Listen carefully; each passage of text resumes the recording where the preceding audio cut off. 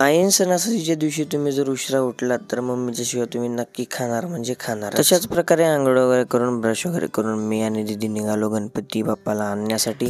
तेवढ्यात म्हणले की दीदी थोडं डेकोरेशन सामान वगैरे घ्यायचे. नंतर बाप्पाला घरी घेऊन आलो. नंतर बाप्पाला घरी घेऊन आल्यानंतर गणपतीची आरती वगैरे केली आणि तिथून थेट निघालो मी नागेश पाटलाला आणण्यासाठी.